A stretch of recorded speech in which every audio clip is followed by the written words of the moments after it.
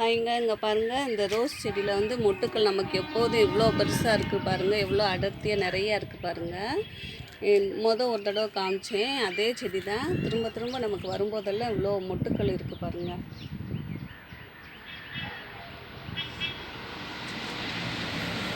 இதோட பாருங்கள், அத்திப்பழம், அத்தி மரத்துலேருந்து வந்து அத்திப்பழமும்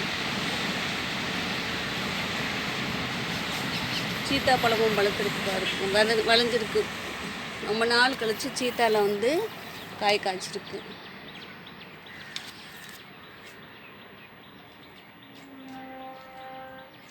தக்காளியும் ஒரு செடி எவ்வளோ கொடியும் வளர்ந்துருக்கு பாருங்கள். சப்போட்டா வந்து நல்லா பெருசாக வளர்ந்துருச்சு. இன்னும் இதில் பூவோ பிஞ்சோ வரவட்டி காமிக்கிறேன். இது வந்து விதையிலேருந்து வந்த சப்போட்டா தான்.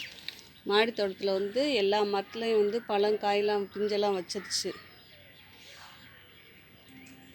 பாருங்கள், கொய்யா மரம் கூட வந்து பூ வந்துச்சிருச்சு பாருங்கள். இது வந்து விதையிலேருந்து வந்த கொய்யா தான்.